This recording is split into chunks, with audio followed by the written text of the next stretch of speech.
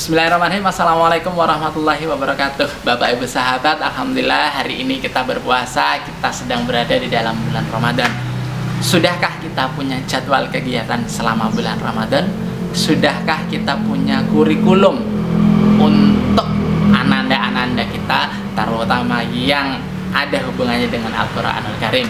Sudahkah kita targetkan di bulan Ramadan ini kita menghatamkan Al-Quran berapa kali, menambah hafalan Al-Quran berapa ayat, memurojaah hafalan-hafalan yang lalu dan lain sebagainya?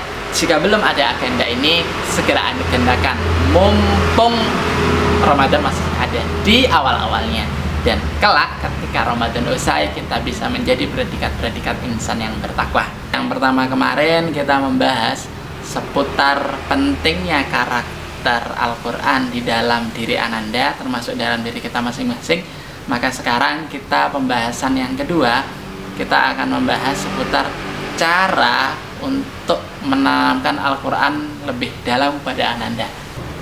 Pada intinya, anak yang bisa bersahabat dengan Al-Quran tentunya adalah anak-anak yang dekat dengan Al-Quran. Maka cara untuk mendekatkan anak kita dengan Al-Quran adalah membuat Ananda selalu dengan Al-Quran, membuat Ananda tidak jauh dengan Al-Quran, membuat suasana Al-Quran ada di seluruh kehidupan Ananda. Jadi di rumah ada Al-Quran, di sekolahnya ada Al-Quran, di tempat bermainnya juga Al-Quran, kemudian seluruh teman-temannya adalah seluruh teman-teman yang suka dengan Al-Quran. Menciptakan suasana ini memang tidak mudah, maka kita ciptakan secara bertahap. Kita ciptakan sedikit demi sedikit suasana Al-Quran di kehidupan ananda-ananda kita tercinta. Bapak Ibu sahabat, sedikit sekelumit tips dari kami agar apa? Agar bisa menciptakan suasana Al-Quran di rumah, agar bisa mendekatkan ananda dengan Al-Quran. Tips yang pertama adalah sering-seringlah perdengarkan murotal kepada ananda. Terkadang ananda tidak sadar kalau dia sedang mendengarkan murotal, akan tetapi telinga mereka mendengar, otak mereka merekam. Yang kedua adalah berikan pemahaman Al-Quran secara bertahap. Jadi kita berikan pemahaman dan keutamaan Al-Quran, mulai dari sejarahnya, mulai dari bagaimana cara turunnya, mulai dari apa saja isi Al-Quran, sepertiganya kisah dan lain sebagainya. Maka sedikit demi sedikit kita ajari ananda kita, apalagi kali ini bulan Ramadan. Yang keempat adalah ajarkan surat-surat pendek terlebih dahulu kepada ananda. Jadi kita ajarkan surat-surat pendek yang ada di Al-Quran untuk ananda. Yang keempat, hindari memaksa ananda untuk belajar Al-Quran. Karena apa? Banyak sekali terjadi kasus. Kalau untuk anak kecil ya, kalau untuk anak dewasa boleh sedikit dipaksa, sedikit dipressing dan lain sebagainya. Tapi untuk ananda-ananda yang masih kecil, terutama kadang di usia balita, di usia TK, SD kelas bawah, sebaiknya hindari paksaan dulu. Agar apa? Agar tidak menjadi momok untuk ananda, agar ananda itu tidak bosan dengan Al-Quran. Jadi kita ajak bertahap sedikit demi sedikit. Yang kelima, jadikan Al-Quran itu amat menyenangkan untuk ananda. Jadikan Al-Quran itu sesuatu yang menyenangkan untuk ananda.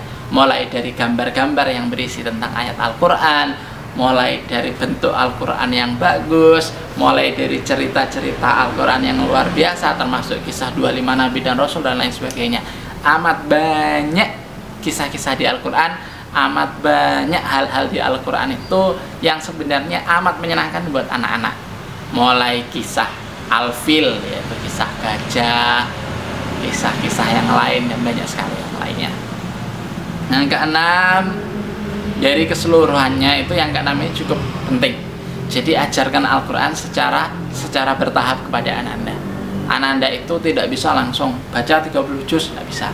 hafalkan sekian ayat, tidak bisa, karena bertahap sedikit-sedikit, mulai dari kisah-kisah yang bagus, mulai dari hal yang ringan-ringan, hal yang menyenangkan dan lain sebagainya. Yang ketujuh, kalau sudah bertahap diajarkan kepada ananda, maka jadikanlah tahapan-tahapan itu aktivitas yang rutin dan istiqomahkan. Istiqomah ini yang susah. Jadi amalan kita itu walaupun sedikit, itu istiqomah itu lebih bagus daripada amalan kita besar akan tetapi setahun sekali, 2 tahun sekali dan lain sebagainya, seminggu sekali, 1 bulan sekali. Tidak, maka sedikit tapi rutin, istiqomah setiap hari. Yang kedelapan, ini kembali ke kita para orang tua.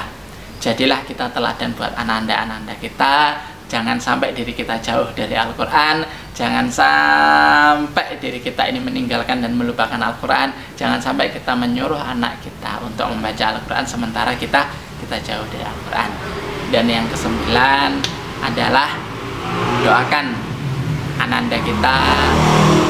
Kita berdoa bersama, semoga keluarga kita, anak-anak kita, sahabat-sahabat kita, saudara-saudara kita semua menjadi generasi-generasi penerus Al-Quran yang bisa memberikan manfaat kepada orang banyak dan menjadi Islam yang rahmatan lil alamin.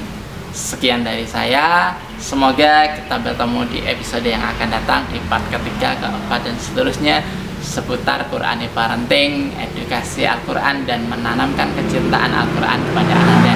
Terima kasih. Wassalamualaikum warahmatullahi wabarakatuh.